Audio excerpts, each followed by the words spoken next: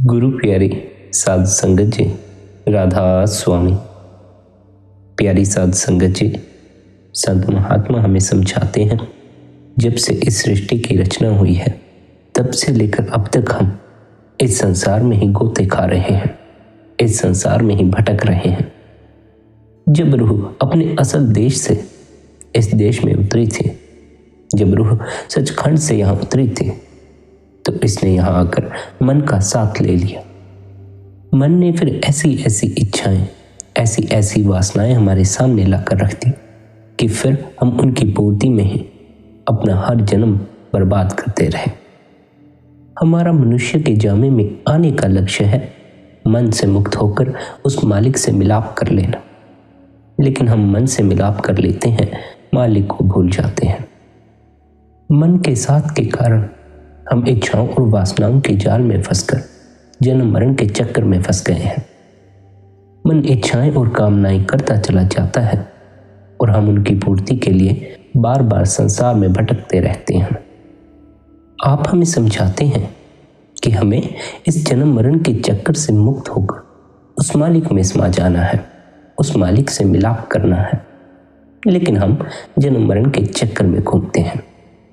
हम जीवन भर वही दोहराते चले जाते हैं जो बार बार हमें इस संसार में ले आता हो। हमें तो यह भी नहीं पता कि हम इस संसार में कितने समय से भटक रहे हैं। हमें तो ऐसा ही लगता है कि मानो यही हमारा पहला जन्म है। मृत्यु के साथ ही उस जन्म का भी हमें विस्मरण हो जाता है। यही कारण है कि आपको आपके पिछले जन्म के ना तो माता पिता याद होंगे, ना बहन भाई याद होंगे, ना आप खुद कौन थे यह याद होगा। लेकिन इस जन्म में हम अपने आप से, अपने रिश्तेदारों से, पदार्थों से और बाकी चीजों से इस तरह चिपक जाते हैं जैसे मानो यही हमारा सत्य है। हमें जिस प्रकार पिछले जन्म का कोई स्मरण नहीं रहा, उसी प्रकार इस जन्म का भी कोई स्मरण नहीं रह जाएगा। जिस प्रकार हमें अपने पिछले रिश्तेदारों की कोई खबर नहीं, उसी प्रकार हमें इस जन्म के रिश्तेदारों की भी कोई खबर नहीं रह जाएगी। हमें तो अपनी भी खबर नहीं रह जाएगी कि हम कौन थे। लेकिन जब हम जीते हैं तो हम बड़ी चिंता से जीते हैं। हम अपने सर पर बड़ा भार लेकर जीते हैं। हम रिश्तों की चिंता पकड़ लेते हैं, हम कामकाज की चिंता पकड़ लेते हैं और हमें अन्य कई प्रकार की चिंताएं पकड़ लेती हैं। और हमें इनकी चिंता इस कदर पकड़ लेती है कि हम अपना पूरा जीवन इनके ख्यालों में ही व्यतीत कर देते हैं। अंतिम वेला भी हमें इन्हीं के ख्याल आते हैं, इन्हीं रिश्तेदारों, इन्हीं पदार्थों, इसी संसार का ख्याल आता है। और यदि इसी ख्याल को लेकर तुम इस संसार से विदा हो रहे हो तो फिर भला कहाँ जाओगे? फिर लौटकर इसी संसार में आ जाओगे। फिर यह जन्म मरण का चक्कर शुरू हो जाता है। जन्म मरण का चक्कर तुम्हें इस संसार से बाहर नहीं होने देता, बार बार इस संसार में ही भटकाता रहता है। इस जन्म मरण के चक्कर को खत्म करने का क्या उपाय है? आप इसके बारे में समझाते हुए हमें कहते हैं, अपने भीतर मौजूद उस शब्द से जुड़ो, अपने भीतर मौजूद उस नाद, उस मीठे से मीठे राग, प्यारी से प्यारी गुरबानी से जुड़ो। वह राग, वह धुन हर वक्त तुम्हारे माथे में हो रहा है, कभी बंद नहीं होती, दिन रात जारी है। सारी दुनिया के लिए मालिक का एक ही कानून है कि जो भी इस संसार से निकलेगा, जो भी जन्म मरण के चक्कर से छुटकारा पाएगा, जो भी मुक्त होगा, वह इसी कानून के जरिए होगा, यानी शब्द धुन से अपनी लिप जोड़ने से होगा।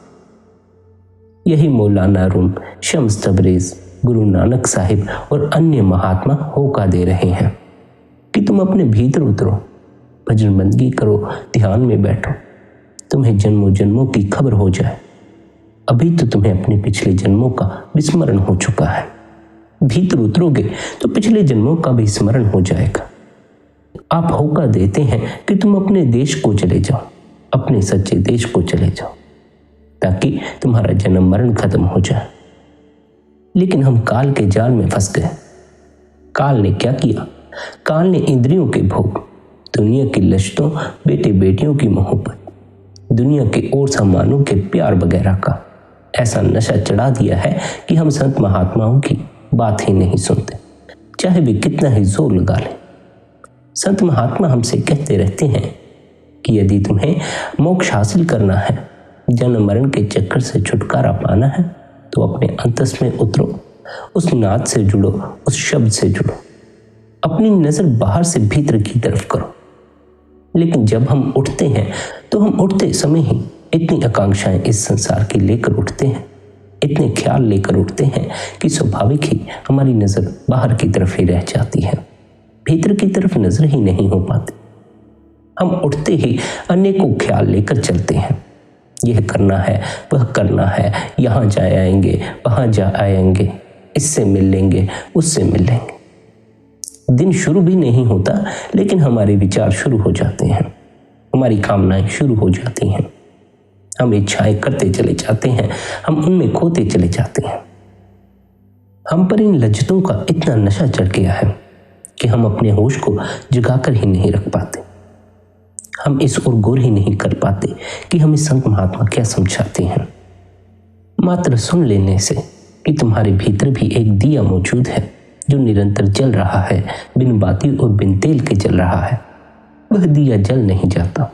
मात्र सुन लेने से तुम्हारे भीतर मालिक बैठा है, वह मालिक मिल नहीं जाता। उसके लिए हमें बाहर के बजाय अपने भीतर उतरना भी पड़ता है, भीतर उतरने के लिए प्रयास भी करना पड़ता है, भीतर का प्रकाश प्रकट करने के लिए भीतर ध्यान टिकाना भी पड़ता है। हम बाहर भटकते रहें और यह सोच लें कि संत महात्माओं का उपदेश सुन लेने से ही हमें भीतर का अनुभव हो जाएगा, ऐसा नहीं हो सकता। हमें तो उसके लिए प्रयास करना होगा, हमें तो अपनी करनी का फल मिलने वाला है। करनी ही नहीं करते हैं तो फिर हमें फल भी कैसे मिल सकता है। यदि तुम कुछ करते हो तभी तो तुम्हें उसका नतीजा भी मिलता है, अच्छा मिले या बुरा मिले वो बात की बात है। लेकिन यदि तुम कुछ करते ही नहीं हो तो फिर भला तुम्हें नतीजा कैसे मिलेगा। तुम्हें यदि नतीजा भी चाहिए तो कुछ करना भी होगा, बिना कुछ किए तुम नतीजे की उम्मीद लगाकर नहीं बैठ सकते। और अगर फिर भी नतीजे की उम्मीद लगाकर बैठे हो, बिना कुछ किए फल की उम्मीद लगाकर बैठे हो, बाहर भटकते रहते हो और सोचते हो किसी दिन भीतर की दौलत हाथ लग जाएगी, तो तुम मात्र अपने आप को भूल में डाल रहे हो। यह भी ख्याल रखो कि संत सद्गुरु के पास जाकर भी, उनसे ज्ञान लेकर भी यदि तुम भीतर नहीं उतर रहे तो तुम्हें भीतर का कोई अनुभव नहीं हो पाएगा। मात्र ज्ञान हासिल कर लेने से, सद्गुरु के पास चले जाने से तुम्हें भीतर की उपलब्धि नहीं हो जाती, क्योंकि वह तुम्हारे अपने भीतर की यात्रा है। प्रत्येक को अपने ही भीतर उतरना होता है, तुम्हें भी अपने ही भीतर उतरना है।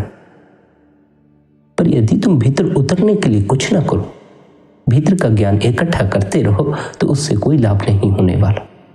तुम्हें भीतर का अनुभव करना चाहिए।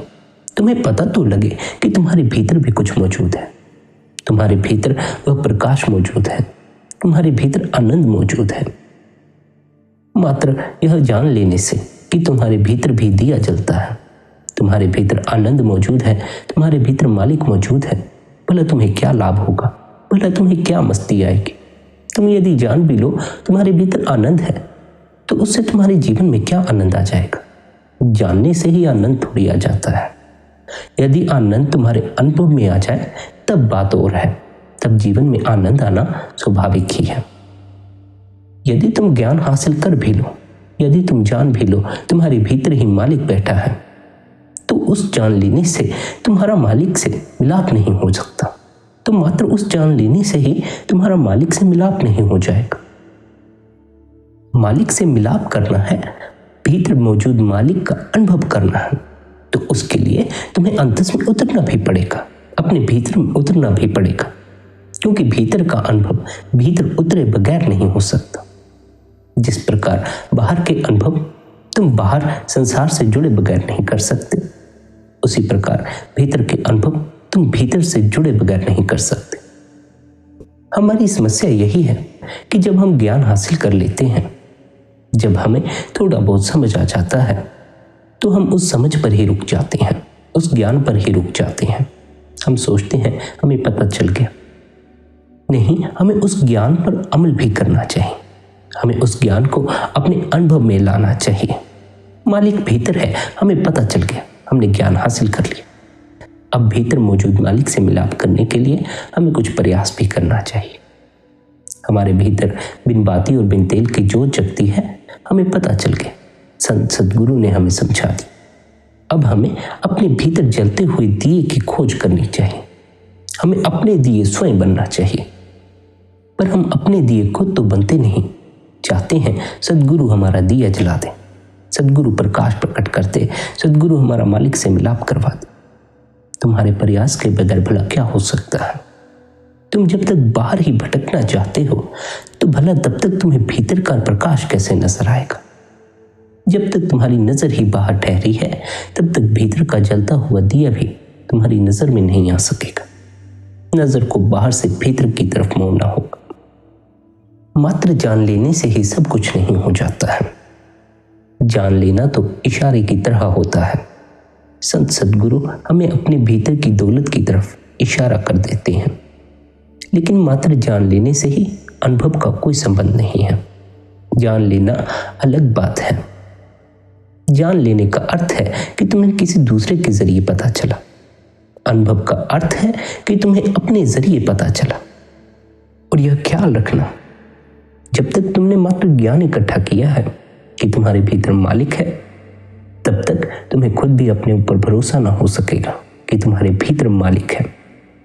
कोई सदगुरु तुमसे कह भी दे तुम्हारे भीतर शब्द है, तब भी तुम्हें भरोसा ना होगा तुम्हारे भीतर शब्द है, जब तक कि तुम मात्र ज्ञान पर ही निर्भर हो। जब तुम्हारे अपने अनुभव में मालिक आ जाता है, अपने अनुभव में भीतर की वह मीठी ध्वनि आ जाती है, वह शब्द आ जाता है, वह नाद आ जाता है, तभी तुम्हें उस पर भरोसा होता है। यही कारण है कि हमें सदगुरु पर भी पूर्ण भरोसा नहीं हो पाता, क्योंकि मात्र ज्ञान हासिल कर लेने से ही हमें अनुभव नहीं हो जाता है। और जब तक हम अनुभव न कर सकेंगे, हमारे खुद के अनुभव में नहीं आ जाएगा, तब तक हम सदगुरु पर भी भरोसा ना कर सकेंगे। फिर सदगुरु जो कहता है हम उससे राजी भी हो जाएंगे, लेकिन भीतर हम कहीं ना कहीं सदगुरु पर पूर्ण भरोसा नहीं कर पाएंगे, क्योंकि सदगुरु कहता चला जाएगा तुम्हारे भीतर आनंद है, तुम्हें जीवन भर आनंद की उपलब्धि नहीं हो पाएगी।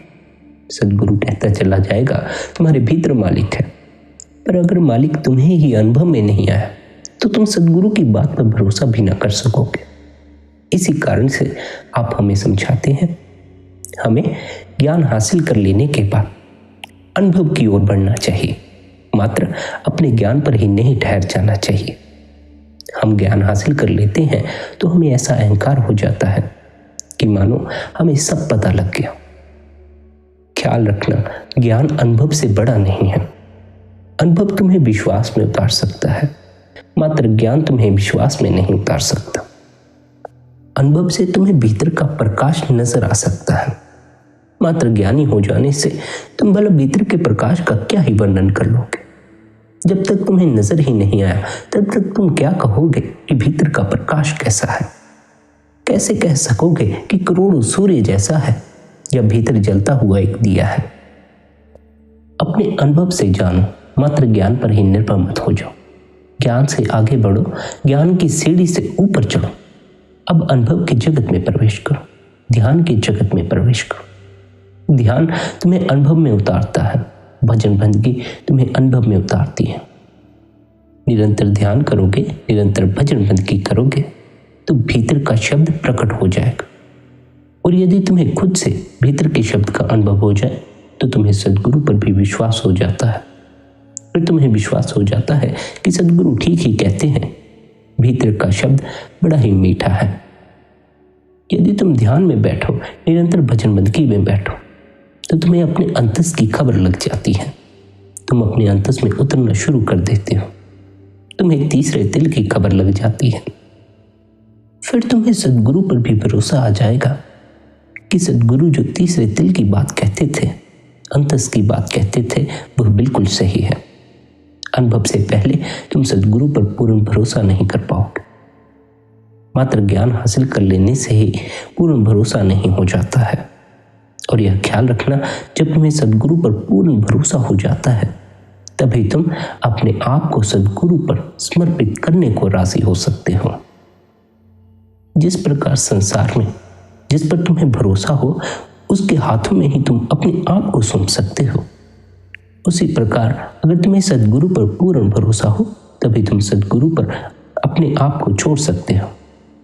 सद्गुरु जो बात कहते हैं, सद्गुरु जो हिदायतें देते हैं, सद्गुरु जो उपदेश देते हैं, वह हमें अपने अंतस में उतरने का उपदेश देते हैं, अपने भीतर मौजूद मालिक से मिलाप करने का उपदेश देते हैं, अपने भीतर मौजूद उस नाद से मिलाप करने का उपदेश देते हैं। पर हमें भीतर की कोई खबर नहीं, हमें तो भीतर का कोई शब्द सुनाई नहीं देता, हमें तो भीतर का कोई अनुभव नहीं होता, हमें तो भीतर कोई प्रकाश नजर नहीं आता। हम यदि आंखें बंद करते हैं तो विचार या अंधकार के अलावा हमें कुछ नजर नहीं आता। फिर हम सद्गुरु पर पूर्ण भरोसा नहीं कर पाते, और सद्गुरु पर भरोसा करना इतना आसान भी नहीं है। क्यों? क्योंकि यह भरोसा तुम्हें तभी आता है जब तुम्हारा अंतस, तुम्हारा अनुभव हो गया हो। और अनुभव के लिए आवश्यक है हम ध्यान में बैठते रहे हों, भजन बंदगी में बैठते रहे हों, मालिक के लिए समय लगाते रहे हों, अपने अंतस में उतरते रहे हों। यदि बाहर भटकते रहे हों तो भला भीतर का अनुभव भी कैसे हो सके, फिर सद्गुरु पर भरोसा भी कैसे कर पाएंगे। भीतर का अनुभव कर लो तो तुम्हें सद्गुरु पर भरोसा हो जाए। सद्गुरु पर भरोसा हो जाए तो तुम अपने आप को समर्पित करने को राजी हो जाओ। तुम समर्पण करने को राजी नहीं हो पाते। पूर्ण समर्पण भी सद्गुरु पर कर दो तो मालिक तुम्हें अपने आप ही संभाल लेता है, लेकिन भीतर कहीं ना कहीं डर बना रहता है। भजन बंदगी और ध्यान में समय लगा देने में हमारी हिम्मत नहीं पड़ती। हमें डर पकड़ लेता है कि कहीं ऐसा ना हो जाए हमारा संसार भी छूट जाए और मालिक भी ना मिले। और असल डर तो हमें इसी का रहता है कि हमसे हमारा संसार ना छिन जाए। हम संसार को छोड़ने को राजी ही नहीं हैं। हम इस कदर इससे चिपक चुके हैं कि हम इसे छोड़ना ही नहीं चाहते। हम मालिक को हासिल कर लेना चाहते हैं, लेकिन संसार को बचाए रखना चाहते हैं। ख्याल रखना, संसार के छूटते ही मालिक की उपलब्धि होती है। और यह संसार मात्र बाहर का संसार ही नहीं, बल्कि तुम्हारे भीतर विचारों, कामनाओं और वासनाओं का संसार भी है। बाहर और भीतर तुम्हें दोनों तरफ से संसार से मुक्त होना है। बाहर के संसार से दूर होकर जंगलों पहाड़ों में पहुंचकर यह मत सोच लेना कि तुम मुक्त हो गए, अब तुम्हारा मालिक से मिलाप हो जाएगा। असल संसार तो वही है, असल भार तो वही है। असल पर्दे जो तुम्हारे प्रकाश को ढकते हैं वह मात्र वही पर्दे हैं जो तुम्हारे भीतर चढ़े हुए हैं। बाहर के पर्दों से तुम बाहर का प्रकाश ही ढांक सकते हो, बाहर के पर्दों से भीतर का प्रकाश नहीं ढकता। लेकिन यह जो भीतर का प्रकाश है यह भीतर के पर्दों से ढका हुआ है, वासनाओं के पर्दों से ढका है, कामनाओं के पर्दों से ढका है, इच्छाओं के पर्दों से ढका हुआ है। भीतर के पर्दे उखाड़ोगे तो भीतर का प्रकाश प्रकट होगा। अपने भीतर के प्रकाश में समा जाना ही, अपने भीतर हो रहे उस शब्द में समा जाना ही मालिक में समा जाना है। तब कहीं जाकर जब हमारा मालिक से मिलाप होता है, जब हम फिर से मालिक में समा जाते हैं, अपने असल घर में प्रवेश पा जाते हैं, तब कहीं जाकर हमारा जन्म मरण से छुटकारा होता है। तब कहीं जाकर हम इस संसार से ऊपर उठकर, इन भोग विलासों से ऊपर उठकर मालिक की ओर अपना ध्यान लगाते हैं, सदा के लिए मालिक में समा जाते हैं। ख्याल रखें, हमारे भीतर दो ताकतें हैं, एक दयाल की, उस कुल मालिक की, उस परमात्मा की, दूसरी काल की। आमतौर पर हम काल के ही जाल में फंसे रहते हैं। हम मालिक के दायरे में नहीं आ पाते, हम काल के दायरे में ही घूमते रहते हैं। काल का जो सबसे उत्तम सेवक है वह मन ही है। मन तो हमें भटकाता ही चला जाता है, मन तो हमारी मिट्टी ही पलीद करता चला जाता है, मन तो हमारा बुरा हाल ही करता चला जाता है। जब तक मन बाहर ही बाहर भटक रहा है, मन आत्मा को मुक्त नहीं होने देता, क्योंकि मन हमसे ऐसे कर्म करवा लेता है कि फिर आत्मा को भी उसका हिसाब किताब देना पड़ता है। मन हमसे जो कर्म करवाता है वह ज्यादातर वही कर्म होते हैं जो हमें इस संसार से जोड़े रखें। मन या तो हमें मोह में डाल देता है, जो कि हमें इस संसार से ही चिपकाए रखता है, लोगों से ही चिपकाए रखता है, पदार्थों से ही चिपकाए रखता है। मन या तो हमें काम में डाल देता है, मन हमें वहीं वहीं ले जाता है जो हमें इस संसार से जोड़े रखे।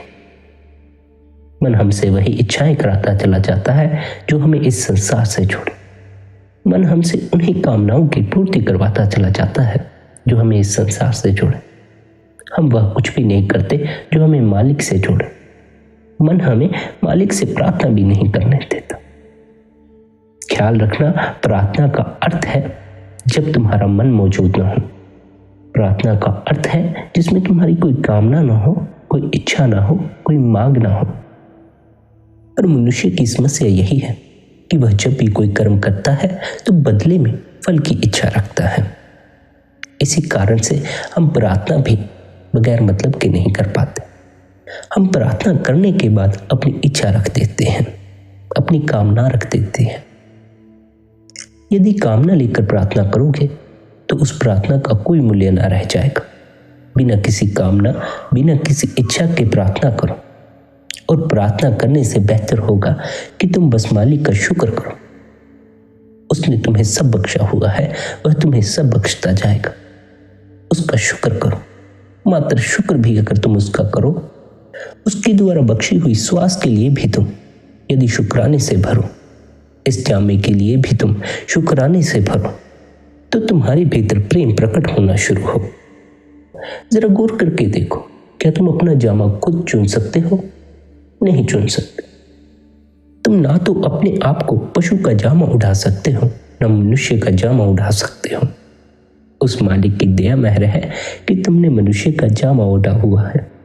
उसने तुम्हें मनुष्य का जामा बख्शा हुआ है। तुम्हारे अपने बस की बात नहीं है कि तुम मनुष्य का जामा ओढ़ लो या कोई और जामा ओढ़ लो। उसकी मौज है। उस मालिक ने तुम्हें सर्वोच्चम जामा बख्शा है। वह जामा बख्शा हुआ है जिसमें बैठकर तुम मालिक की भक्ति कर सकते हो, जिसमें बैठकर तुम मालिक से मिलाप कर सकते हो, जिसके भीतर करोड़ों सूर्य का प्रकाश मौजूद है, जिसके भीतर बिन बाती बिन तेल के जलता हुआ दिया मौजूद है। इस देह के भीतर ही वह शब्द मौजूद है, वह नाद मौजूद है जो तुम्हें उस मालिक से जोड़ता है, जो तुम्हारे मन को भीतर ठहराता है, जो तुम्हें संसार में गोते खाने की बजाय अपने सच्चे घर, उस सचखंड में प्रवेश दिलवाता है। उस मालिक से मिलाप करवाने वाला यह जामा, यह साधन भी तुम्हें उस मालिक की दया से मिला है। तुम मालिक का शुक्र किया करो। पर समस्या यही आ जाती है कि हमें यह लगता नहीं कि यह जामा हमें मालिक ने बख्शा है। और जामे की तो बात दूर है, हमें तो यह भी नहीं लगता कि हमें जो श्वास आती है वह भी हमें वह मालिक बख्श सकता है। हमें तो यही भ्रम रहता है कि हम अपनी सांसों को चला रहे हैं। यदि हम ही अपनी सांसों को चला रहे हैं तो भला तब हमें क्या हो जाता है जब सांस रुक जाती है? हम जीवन भर भ्रम में जीते हैं। इसी भ्रम में जीते चले जाते हैं कि हम सांस ले रहे हैं, हम यह जामा है। ख्याल रखना, मालिक ने यह जामा, यह श्वास तुम्हें मालिक की भक्ति के लिए बख्शी है।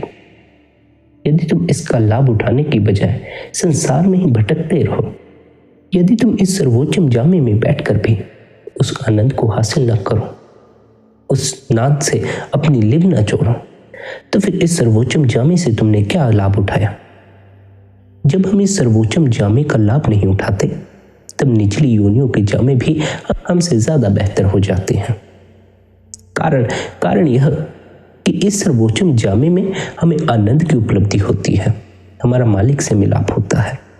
लेकिन हम इस सर्वोच्चम जामे में बैठकर भी बड़ी पीड़ा, बड़े दुख में बैठे हुए हैं। भीतर मालिक की कोई खबर नहीं होती, भीतर बज रही उस धुन की कोई खबर नहीं लगती। निचली योनि के जो जामे हैं, जो पशु पक्षी हैं, कम से कम उन्हें कोई चिंता तो नहीं, कम से कम उनकी कोई इच्छाएं तो नहीं, कोई कामनाएं तो नहीं।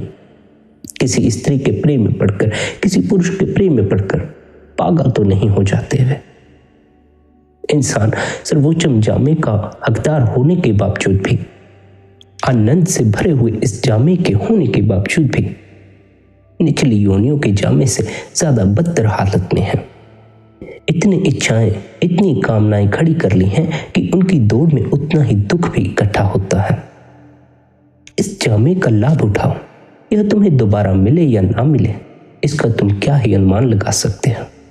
इसका तुम्हारे पास कोई प्रमाण नहीं कि यही जामा तुम्हें दोबारा मिलेगा। अभी मिला है, अभी इसका लाभ उठा लो। अभी इसमें बैठकर, अभी इस जामे में मौजूद उस मालिक की भक्ति कर लो, उस मालिक से मिलाप कर लो। और इस जामे में मौजूद उस मालिक की भक्ति करनी हो, भीतर ही बैठे हुए उस मालिक से मिलाप करना हो, तो भक्ति का मार्ग भी भीतर का होना चाहिए। भीतर के मालिक से मिलाप करना है तो भीतर की यात्रा ही करनी होगी। बाहर की यात्रा का भीतर से कोई लेना देना नहीं। यदि तुम भीतर के लिए बाहर की यात्रा करोगे तो उससे तुम भीतर नहीं पहुंच जाओगे, उससे भी तुम बाहर ही बाहर पहुंचोगे। भीतर की कामना कर लेने मात्र से ही बाहर की यात्रा तुम्हें भीतर ना पहुंचा देगी। यात्रा भी भीतर की करनी होगी, तभी भीतर पहुंचोगे। भीतर की यात्रा के लिए निरंतर भजन बंदगी करनी चाहिए, निरंतर ध्यान करना चाहिए। हम जब तक करेंगे नहीं, भजन बंदगी में बैठेंगे नहीं, हमें अंतस का अनुभव नहीं होगा, तब तक हम अनेकों सवाल खड़े करते रहेंगे। यदि हम एक बार अंतस में उतरना शुरू कर दें, भजन बंदगी में बैठना शुरू कर दें, तो फिर हमारे सभी सवाल गिरने शुरू हो जाते हैं, क्योंकि फिर हमें अनुभव में आना शुरू हो जाता है। फिर तुम बाहर से किसी सवाल के जवाब के लिए दौड़ते ही नहीं, तुम अपने भीतर ही उतरते चले जाते हो और तुम्हें जवाब उपलब्ध होते चले जाते हैं। अनुभव से ही तुम अपने सच्चे घर पहुंचोगे, अनुभव से ही तुम्हारा जन्म मरण खत्म होगा।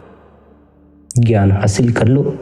यदि तुम ज्ञान हासिल कर भी लो कि इस तरह से तुम्हारा जन्म मरण खत्म होगा, तो मात्र उस ज्ञान को समेट लेने से, उस ज्ञान को हासिल करके इकट्ठा करके तुम रख लो, तो उससे कोई लाभ नहीं होने वाला। उस पर चलना भी होगा, उस पर अमल भी करना होगा। और अमल करने का उपदेश हमें संत महात्मा अक्सर देते आए हैं। संत महात्मा हमें समझाते आए हैं कि सद्गुरु जो हमें हिदायतें देते हैं, जो तरीका समझाते हैं, हमें उस पर अमल करना चाहिए, निरंतर करना चाहिए, एक दिन भी नागा नहीं डालना चाहिए। क्योंकि अभी हमारा मन निरंतर बाहर भटकता है, भीतर ठहरता नहीं। यदि हम इसे थोड़ी भी छोड़ देंगे तो ये तत्क्षण बाहर फैल जाएगा, और एक ही क्षण में मन इतनी जगह फैल जाता है कि फिर उतना ही हमारे ऊपर भार भी बढ़ जाता है। निरंतर भजन बंदगी यदि हम करें तो मन को बाहर भटकने का मौका ही नहीं मिले। पर उसके लिए आवश्यक यही है कि हम पहले इस ओर गौर करें कि हम क्या चाहते हैं। हम मालिक से मिलाप चाहते हैं कि संसार के भोग विलासों की पूर्ति चाहते हैं। मालिक से मिलाप करना है तो भीतर उतरना होगा। संसारिक भोग विलासों की पूर्ति करनी है तो बाहर भटकना होगा। और आमतौर पर तो हम बाहर भटकना ही स्वीकार करते हैं। हम अपना जीवन बाहर ही बिताना पसंद करते हैं। हमें संसार में ज्यादा रस आता है बजाय भीतर उतरने के, क्योंकि भीतर के रस की कोई खबर नहीं। यदि भीतर के रस की खबर हो जाए तो तुम्हें संसार का हर एक रस फीका लगने लग जाएगा। यही कारण है कि वह रस, तुम्हारे भीतर का रस, निरंतर बाहर भटकते हुए मन को भी भीतर समेट लेता है। मन को उसमें इतना रस आता है कि फिर मन बाहर भटकना ही बंद कर देता है। भीतर के रस की खोज करें ताकि मन को उसकी लज्जत आ सके और मन बाहर भटकना बंद करके भीतर ठहरना शुरू कर दे। प्यारी संगत जी, निरंतर अभ्यास करें। अभ्यास द्वारा हमारा मन अपने आप ही भीतर ठहरना शुरू कर देता है। अपना ख्याल रखें, निरंतर भजन बंदगी करें। यदि आज का यह सत्संग आपको पसंद आया हो तो सत्संग को शेयर करें। साथ ही आप पुराने सत्संग भी सुन सकते हैं। हो सकता है उनमें से भी आपको आपके सवालों के जवाब मिल जाए। ध्यान करते रहें, भजन बंदगी करते रहें। राधा स्वामी जी।